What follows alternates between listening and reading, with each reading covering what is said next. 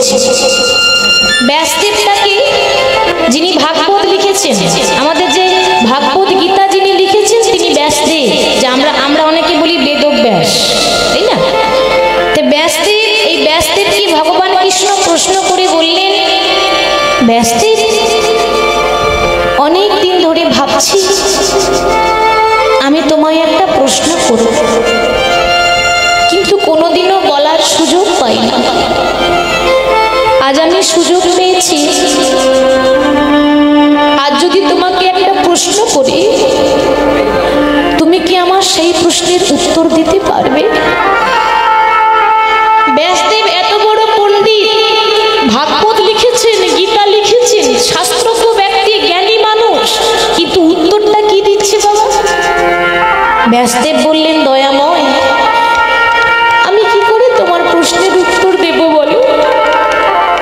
আমি একটা নরকের কীট, নরকের পোকা, যার চলার পথে ভুল হয়ে যায়, যার বলার পথে ভুল হয়ে যায়, আমি কি করে তোমার প্রশ্নের উত্তর দেব? বাবা, যিনি এত বড় পণ্ডিত তিনি এরকম কথা কেন বলল মা? কেন জানেন? যারা সত্যি সত্যি জ্ঞানী হয় তারা কখনো বলে না যে আমি এটা জানি ওটা জানি, তাই না বাবা? যারা জানে তারা বলে না, তারা কি বলে, আমি আর কি জানি, আমি তো অধম, আমি কিচ্ছু জানি না। যে বলবে কিছু জানি না, বুঝে নেবেন সেই অনেক কিছু জানে, আর যে বলবে আমি অনেক কিছু জানি, অনেক কিছু পড়েছি, সে কিচ্ছু জানে না, শূন্য, তাই না? আর তাছাড়া উঁচু হতে গেলে আগে নিচু হতে হয়, তাই না বাবা? আমি যদি বলি আমি ওপরে উঠবো, তাহলে আগে আমাকে মাথাটা নত করা শিখতে হবে, তবেই তো আমি ভক্ত হতে পারবো। প্রভু আমি নরকের কীট, আমি কি করে তোমার প্রশ্নের উত্তর দিতে পারি বলো? পারবে, পারবে, আমার বিশ্বাস এই জগতে আমার প্রশ্নের উত্তর যদি কেউ দিতে পারি একমাত্র তুমি পারবে। কেন জানো? আমার প্রশ্ন একটা, যে ভক্তদেরকে আমি এত কাঁদাই, যে ভক্তদেরকে আমি এত কষ্ট দিই, আমাদের তো প্রতি পদে পদে কষ্ট। বুকে হাত দিয়ে বলতে পারবেন যে কারোর জীবনে যন্ত্রণা নেই, কষ্ট নেই? সবার জীবনে কষ্ট আছে, দুঃখ আছে, যন্ত্রণা আছে। ভালো রাস্তায় যেতে গেলেই কষ্ট আছে, কারণ সতের শত্রু বেশি আর অসতের বন্ধু বেশি, তাই না? যারা সৎ মানুষ তাদের শত্রু বেশি আছে, আর যারা খারাপ, যারা অসৎ, তাদের বন্ধু বেশি আছে। হরি বল। তাহলে যে ভক্তদেরকে আমি এত কাঁদাই, যে ভক্তদেরকে আমি এত কষ্ট দিই, তারা আমার নাম করে কেন? আমার নাম করে তারা কি আনন্দ পায়? এখনো পর্যন্ত এই প্রশ্নের উত্তর আমি খুঁজে পেলাম না। ব্যাসদেব একটাই উত্তর দিলেন, দয়াময় তোমার নাম করে ভক্তরা যে কি আনন্দ পায় এটা তুমি কোনোদিনও বুঝতে পারবে না। তাহলে কি আমি কোনোদিনও জানতে পারবো না? তাহলে কি আমি কোনোদিনও বুঝতে পারবো না যে আমার নাম করে আমার ভক্তরা কি আনন্দ পায়? পারবে, পারবে। কোন দিন যেন, যেদিন তুমি ভগবান হয়ে ভক্তের চরণ দুটো জড়িয়ে ধরতে পারবে, সেই দিন জানতে পারবে তোমার নাম করে কি আনন্দ পাওয়া যায়। ভগবান মনে মনে ভাবছে, তাহলে আমাকে পায়ের ধুলোটা দেবে কে? কে এত ভালোবাসে আমায়? ভালো তো আপনারাও বাসেন, তাই না মা? এখানে সবাই ভগবানকে ভালোবাসে না, ভালোবাসলে আসতো না, ছুটে এসেছি ভগবানের জন্য। তাহলে এখন যদি ভগবান এখানে এসে আপনাদেরকে যদি বলে যে ওগো তোমরা একটু পায়ের ধুলো দাও, আপনারা কেউ দেবেন? কেউ দেবে না, কারণ আমরা সাধারণ মানুষ, আমরা নরকের কীট। আমরা যদি ভগবানকে পায়ের ধুলো দিই, আমাদের যে নরকে ঠাঁই হবে আমরা তো দিতে পারবো না। তাহলে কে দেবে আমায়? একজনের কথা মনে পড়ে গেল, যে 24 ঘন্টা নারায়ণ নারায়ণ করে, নারদ, তাই না বাবা? যার বিনা যন্ত্রে নারায়ণের নাম ছাড়া অন্য কোনো নাম উচ্চারণ হয় না।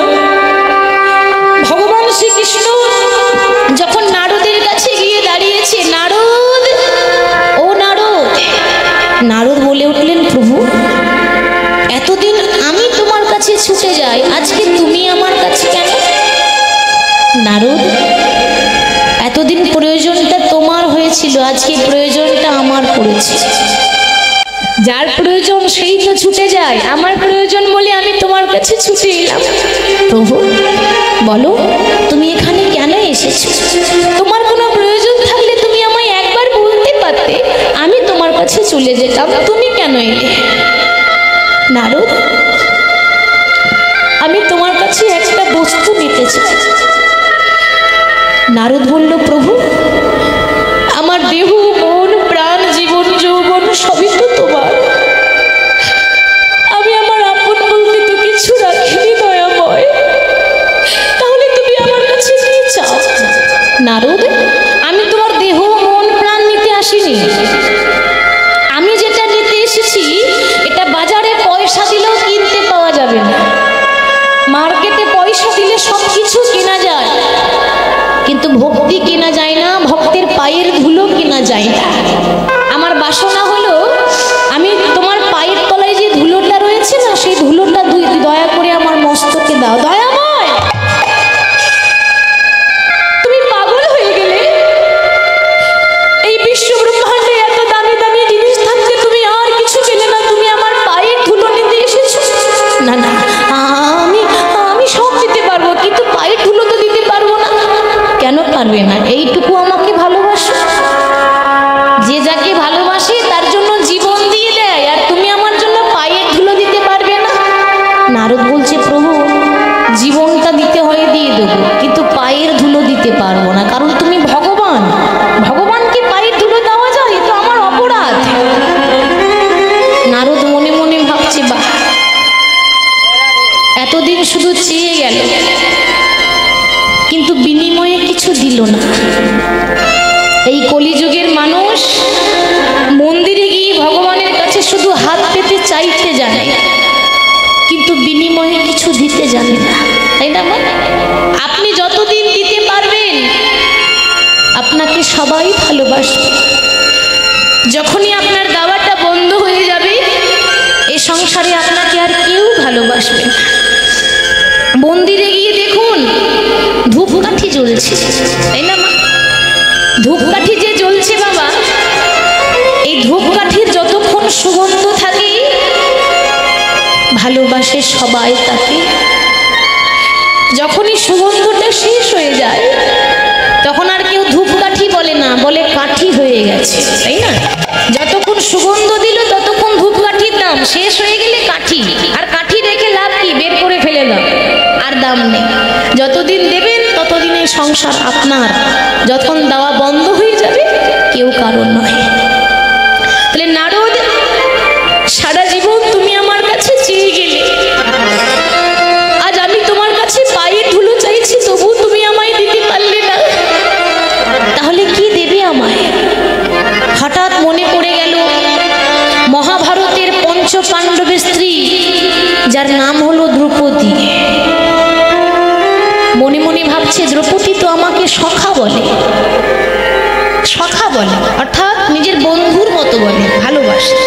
তা দ্রৌপদী তো বড় ভালোবাসে, আমি এক কাজ করি, আমি দ্রৌপদীর কাছে যাই, দ্রৌপদী আমাকে দিলেও হয়তো দিতে পারে, এই আশা নিয়ে ভগবান আসছে। ভগবান যখন দ্রৌপদীর পায়ের ধুলো মাখার জন্য দ্রৌপদীর কাছে আসছেন, গভীর রাত্রিবেলা, রাত্রের অন্ধকার, দ্রৌপদী তখন শয়ন মন্দিরে শয়নে আছে, মানে ঘুমিয়ে আছে। দ্রৌপদী যখন গভীর রাত্রের অন্ধকারে শয়নে আছেন, ঘুমিয়ে আছেন, ঠিক সেই সময় ভগবান শ্রীকৃষ্ণ এসে দ্রৌপদীর পা দুটোকে জড়িয়ে ধরেছে। মনে মনে ভাবছে, আমি নারদের কাছে চাইলাম, নারদ আমায় দিল না, যদি দ্রৌপদীর কাছে চাই আর দ্রৌপদী যদি আমায় না দেয়, আমি এক কাজ করি, আমি দ্রৌপদীকে না বলে এই লুকিয়ে লুকিয়ে পায়ের ধুলোগুলো মেখে নেব, দ্রৌপদী বুঝতেও পারবে না। দ্রৌপদী কিন্তু ঘুমাচ্ছে, আর দ্রৌপদীর পায়ের তলায় বসে ভগবান চরণ দুটো জড়িয়ে ধরে মনে মনে ভাবছে, আহা, এই জগতের ভক্তরা আমার চরণ প্রতিদিন জড়িয়ে ধরে, কিন্তু আমি আমার ভক্তের চরণ কোনোদিন জড়িয়ে ধরতে পারি। আর যখন সুযোগ পেয়েছি চরণ আমি ছাড়বো না, চরণ দুটো জড়িয়ে ধরে দ্রৌপদীর চরণ ধুলা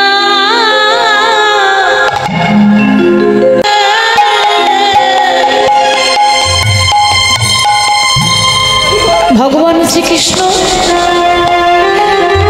দ্রৌপদী ঘুমিয়ে আছে, দ্রৌপদী শয়নে আছে, আর দ্রৌপদী চরণ দুটো জড়িয়ে ধরে পায়ের ধুলোগুলো অঙ্গে মাখছে। হঠাৎ দ্রৌপদীর ঘুম ভেঙে গেল, আর যেই না দ্রৌপদীর ঘুম ভেঙে গেল অমনি চিৎকার করে বলে উঠলেন, কি রাতের অন্ধকারে আমার পায়ের কাছে বসে আছো, কে তুমি? দ্রৌপদী, তুমি আমায় চিনতে পারলে না? সৃষ্টি স্থিতি লয় প্রলয়ের মালিক স্বয়ং ভগবান এসেছে তোমার কাছে। ও, যার চরণ তলে বিশ্ব ব্রহ্মাণ্ডের মানুষ পড়ে থাকে, সেই মানুষটা আজকে আমার চরণ তলে কেন দয়াময়? দ্রৌপদী, আমার মনে যে বড় আশা, ভক্তের চরণ ধুলো মাখতে চাই, কিন্তু কেউ দিচ্ছে না। দ্রৌপদীও দিল না, নারদ দিল না, তাই দ্রৌপদীর কাছে অর্থাৎ তোমার কাছে আশা করে নিয়ে এসেছি, তুমি যেন আমাকে ফিরিয়ে দিও না। দ্রৌপদী বলছি, ভগবান, তুমি যদি পায়ের ধুলো মাখবে তাহলে লুকিয়ে লুকিয়ে কেন? একবার তো বলতে পারতে, একবার তো তুমি চাইতে পারতে। তুমি যদি একবার বলতে, আমি 100 বার তোমাকে পায়ের ধুলো দিয়ে দিতাম। দ্রৌপদী, কি বলছো তুমি? তোমার ভয় করছে না? তোমার পায়ের ধুলো আমি নিলে তোমাকে নরকে যেতে হবে, তোমার ভয় করছে না? ভয় কিসের ভয়? লজ্জা ঘৃণা ভয় 3 থাকতে নয়। যারা ভক্ত হয় তারা কাউকে ভয় করে না। ভয় কিসের? আমার পায়ের ধুলো মেখে তুমি যদি সুখে থাকতে পারো, আমার পায়ের ধুলো মেখে তুমি যদি শান্তিতে থাকতে পারো, তো তোমার জন্য আমি একবার নয় 100 বার নরকে যেতে পারি। ভগবান বললেন, দ্রৌপদী, আজ তুমি প্রমাণ করে দিলে যে আত্ম ইন্দ্রিয় প্রীতি ইচ্ছা ধরে কাম নাম, আর কৃষ্ণ ইন্দ্রিয় প্রীতি ইচ্ছা ধরে প্রেম নাম। আপনি রাস্তা দিয়ে পেরিয়ে যাচ্ছেন, হঠাৎ রাস্তা ধারে একটা মিষ্টি দোকান দেখলেন, মনে মনে ভাবছেন, আহারে কি সুন্দর রসগোল্লা, এই রসগোল্লাগুলো যদি খেতে পেতাম কত ভালো হতো। এটা কিন্তু আপনি নিজের জন্য চাইলেন, মানে নিজের কামনার জন্য চাইলেন, এটা কাম। কিন্তু যখনই আপনি ভাববেন, আহারে কি সুন্দর রসগোল্লা, ওই রসগোল্লাগুলো কিনে এনে আমার গোবিন্দকে ভোগ দিয়ে আমি যদি একটু প্রসাদ পেতাম, তাহলে আমার জীবনটা ধন্য হয়ে যেত। অমনি হয়ে গেল প্রেম। অর্থাৎ আপনি যা করবেন আগে প্রভুকে দিয়ে যদি করেন, তাহলে হয়ে গেল ভক্তি, তাহলে প্রেম। আর প্রভুর কথা ভুলে গিয়ে যদি নিজের কথাটা ভাবেন, তাহলে কাম। কাম আর প্রেমের এই তফাৎ। কিন্তু আমাদের প্রেম কেমন? আমাদের কলিযুগের প্রেম ওই মিষ্টির প্যাকেটে কতগুলো দেখবেন ওই প্লাস্টিকের গার্ডার দেয়, তাই না? ও যত টানবেন তত বড় হয়ে যাবে, ছেড়ে দিলে ছোট হয়ে যাবে। ওই আমাদের ভালোবাসাটা ওই রকম, যখন স্বার্থ থাকে তখন এই প্লাস্টিকের গার্ডারের মতো ভালোবাসাটা বড় হয়ে যায়, আর স্বার্থ কমে গেল ওই গার্ডারের মতো ভালোবাসাটা ছোট হয়ে যায়, তাই না? স্বার্থ থাকলে আমাদের ভালোবাসা যেন বেশি বেড়ে যায়। এই কাম আর প্রেমের পার্থক্য। তাহলে প্রেমের ঠাকুর গৌর হরি, যিনি শুধু প্রেম বিলিয়েছেন, ভক্তি বিলিয়েছেন, সেদিন যেমন দ্রৌপদীর পায়ের ধুলো মাখলেন, আজকে নবদ্বীপে ভক্তের পায়ের ধুলো মাখছে। পদকর্তা বললেন, হেম শয়ে অতি গোড়া। হেম মানে সোনা, কাঞ্চন মানে সোনা, হাটাক মানে সোনা। সোনার অনেকগুলো নাম আছে। তাহলে হেম শয়ে অতি গোড়া, সুমধুর হাসথরা। মহাপ্রভু যখন হাসেন, হাসিটাই আলাদা। কেন? আমরা যখন হাসি দেখবেন এই কোনো কথা বলি তারপর হাসি, কিন্তু গৌর হরির হাসিটা তেমন নয়। গৌর হরির হাসিটা কেমন? হরি বল। গৌর হরির হাসিটা কেমন জানেন? পদকর্তা বললেন, অন্য লোকে কথা বলে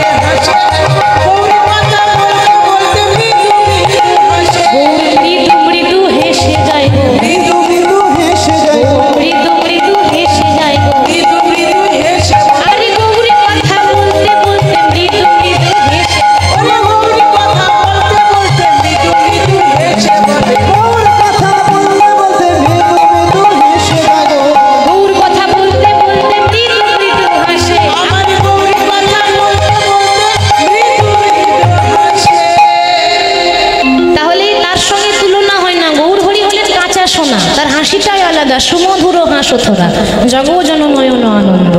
গৌরহরির মূর্তিটাই এমন পিরিতি মূর্তি, রসের মূর্তি। গৌরহরির অঙ্গটা এমন যা পিরিতি দিয়ে তৈরি। পিরিতি অর্থাৎ প্রেম, যার এক একটা অঙ্গে অঙ্গে প্রেম আছে।